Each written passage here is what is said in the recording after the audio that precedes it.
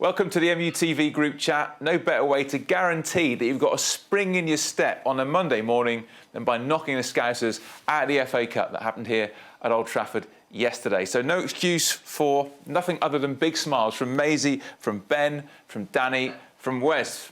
Boys, morning. Must be big smiles all round, surely. Morning, Stu. Massively. Morning, Stu. Happy days. You enjoyed that, didn't you, Maysie? Loved it. Start to finish. Even better that we went 1-0 down, Stu. I just never thought for one minute in the game that we was going to come unstuck. I thought Ollie got it tactically perfect and exploited their weaknesses.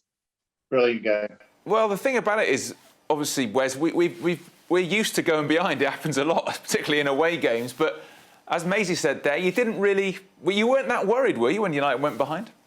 Not at all. It was a weird one. Because you look at it and, like you've said, we've done it quite a few times this season.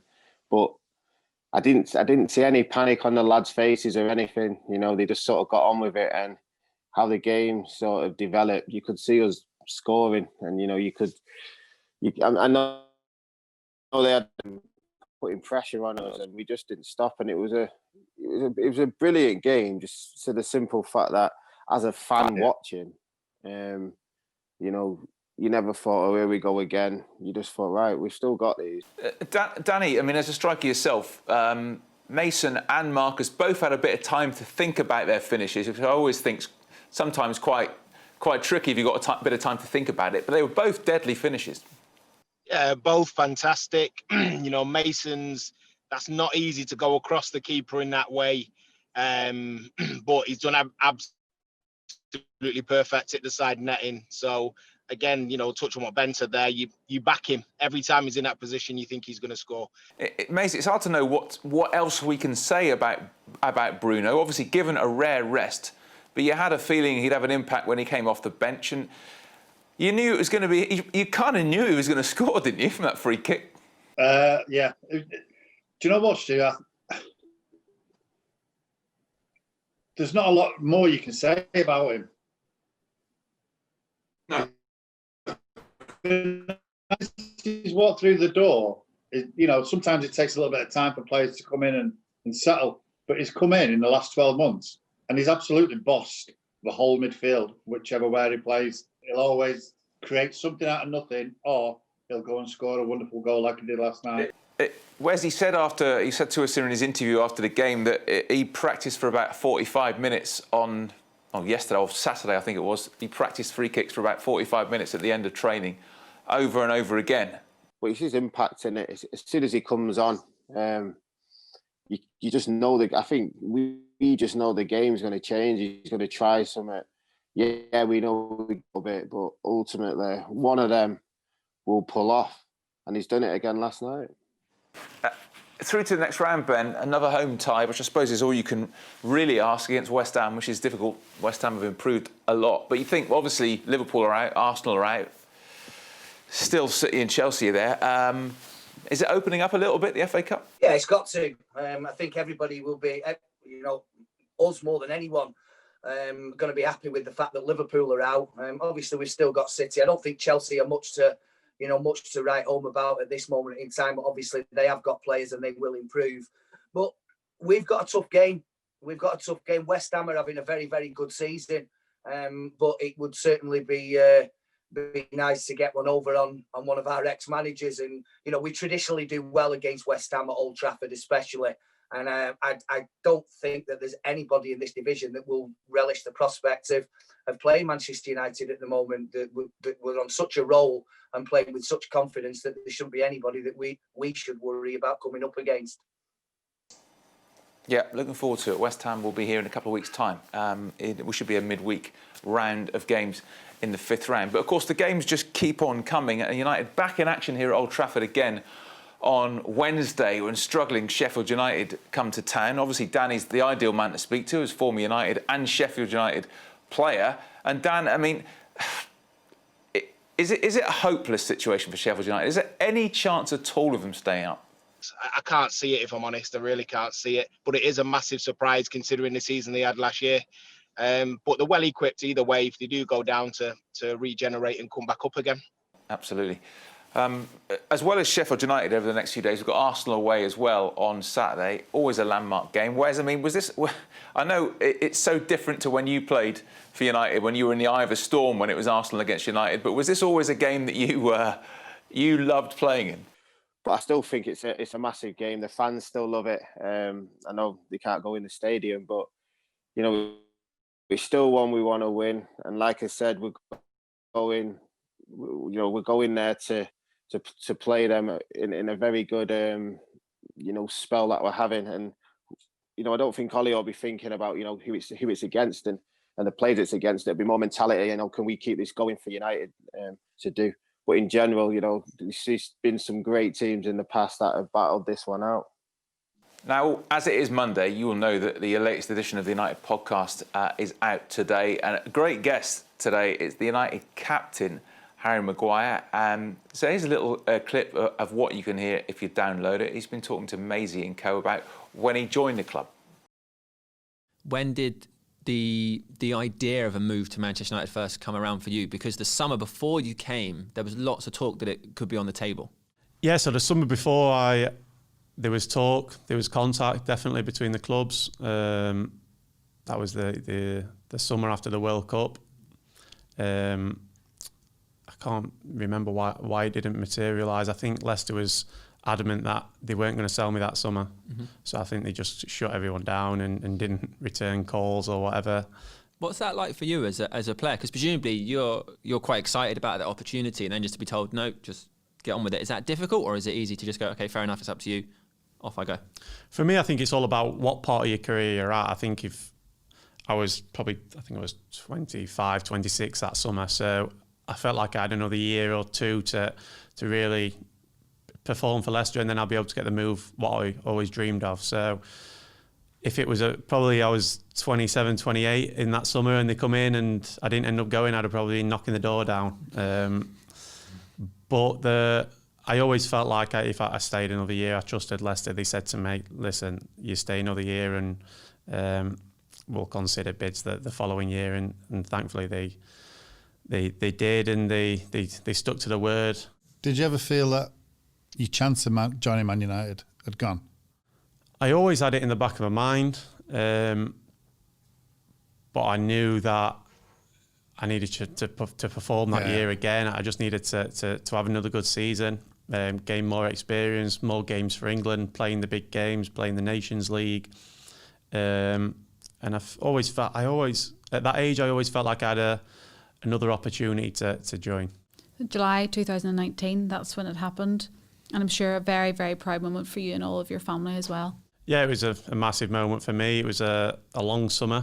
I'd have liked it to happen a little bit sooner than what it did, to give myself a little bit more time to prepare for the Chelsea game. But in the end, it didn't really matter because we performed so well on that day. I only had a week's training with the boys.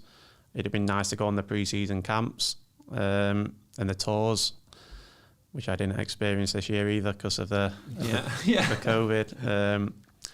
But no, it was a massive moment for myself, massive moment for my family, and a huge honour to play for this club. And then you become captain. Yeah, it come a lot sooner than I would have dreamed of.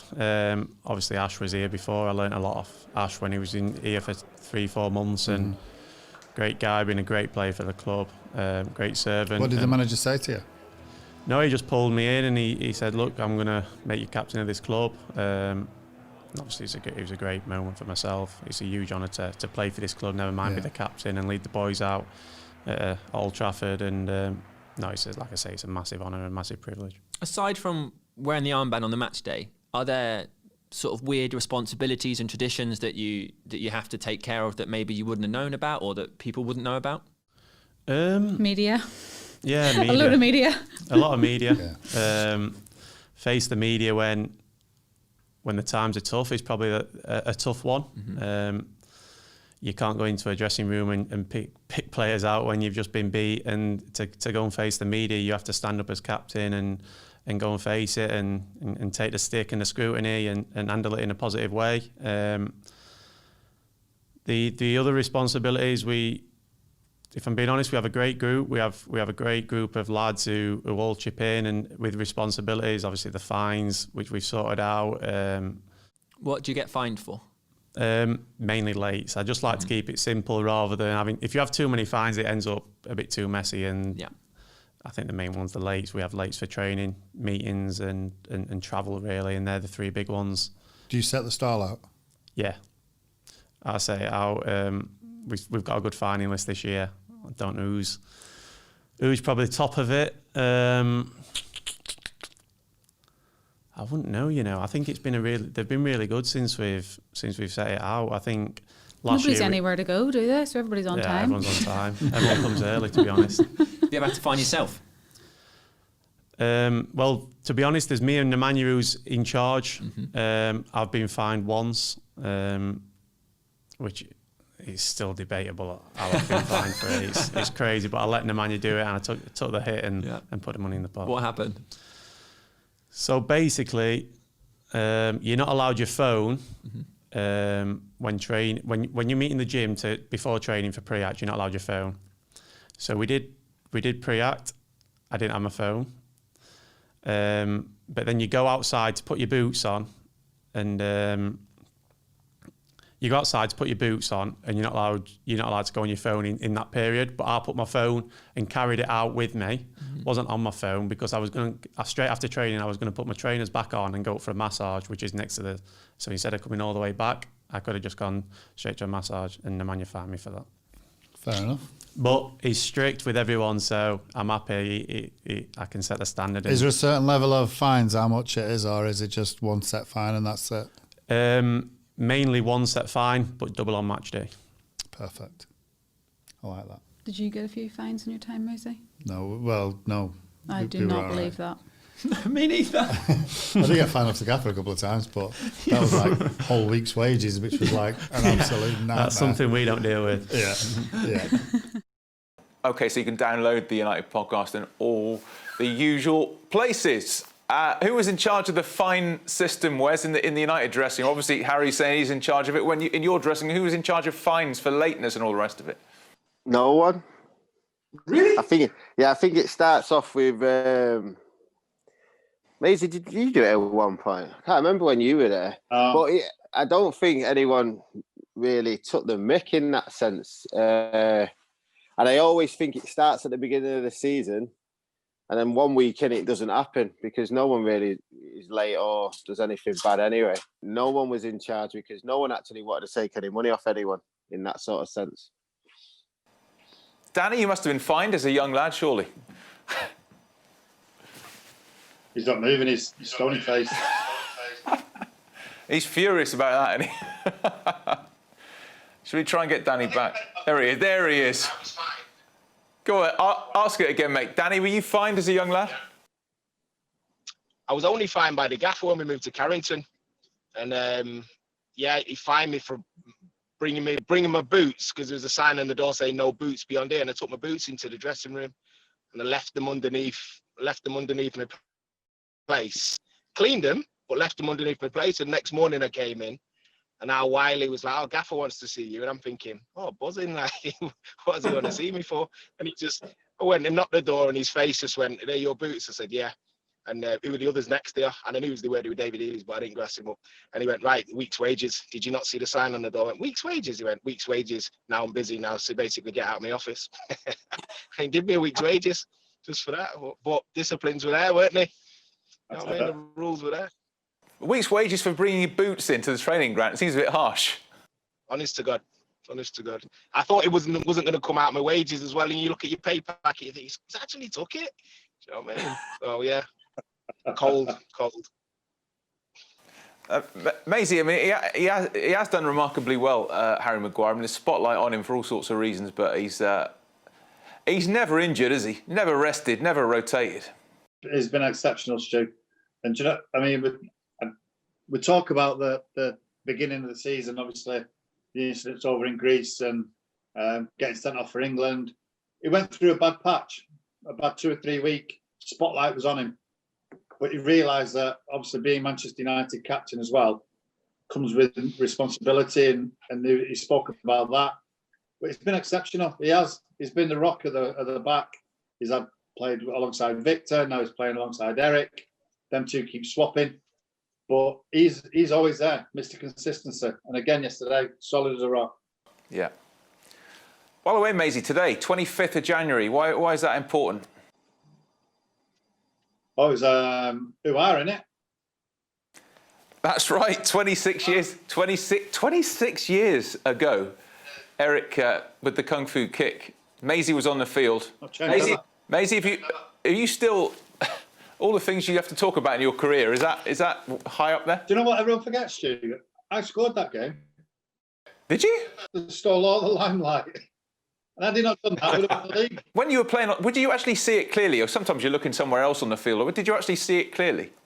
Yeah, just saw like him flying through the air and smashing hell out of the lad. Just, I tell you, it's surreal. You just never thought you'd see any professional footballer doing it, but you can understand why he did it. And when we did the podcast last year with him, he said, if he'd do it all again, he would do exactly the same thing. But you know, obviously now there was no social media. There were basically no mobile phones. There was no Sky Sports News. Did you have any idea of the impact it was going to have? Because the media is so different now than 26 years ago. I don't think he'd have ever kicked a ball again. I think there'd have been that much social media, so much literally kick it out thing. You know, Ben? Scrutiny. Yeah, that's the word I'm looking for. There's that much scrutiny on it. I don't think he'd have ever kicked a ball again in his life. Social media would have kicked him out. It wouldn't have been United. It'd have been social media. But he deserved what he got anyway, so...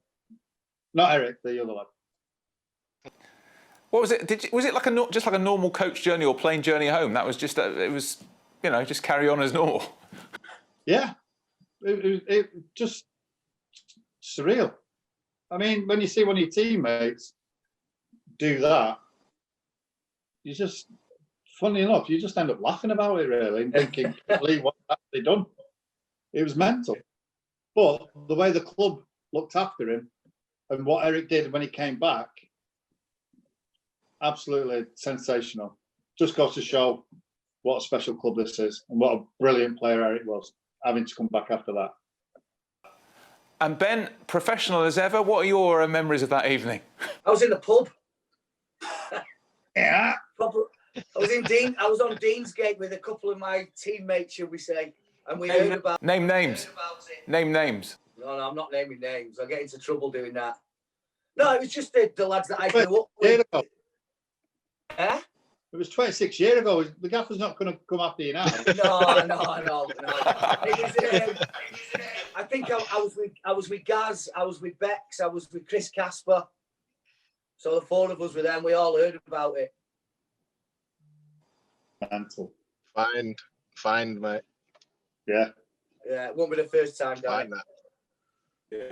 Yeah, unbelievable. You remember that, Danny, or not? Yeah, of course I do. Yeah, I know you always think I'm young, but no, of course I do. I was in high school at the time. I think I just I remember it clear as day. I can't remember where I was, but I remember the incident and it coming on the news. Yeah. High school. I know. Where was you, Stu? What was I? Yeah, were you, Wes? High school, yeah. Stu, where was you? Yeah. I was at university. Oh. Yeah. So, yeah, there you go. University, Stu, nice. I know. One of us has got to go, hasn't it? It's not helped, has it? Oh, unbelievable. I can't believe. Can you believe, by the way, Maysie? Can you believe it? Does it feel like 26 years? No. Body feels like 26 years ago. Yeah. Incredible. 26 years, wow. Yeah, frightening. Unbelievable. Extraordinary memories, but as you say, what a club, what memories, what a club this is. Boys, listen, thanks very much. It's going to. You're all predicting a good week ahead, are you? Sheffield United and Arsenal. Boys, you're going for a success to continue? 6 points. Yeah. Yeah, we got a good rhythm, Stu. Agreed. Thanks, boys. Good to see you all. Thanks, everybody, for watching as well. See you again soon for another edition of the MUTV Group Chat. Bye for now. Take care, everyone.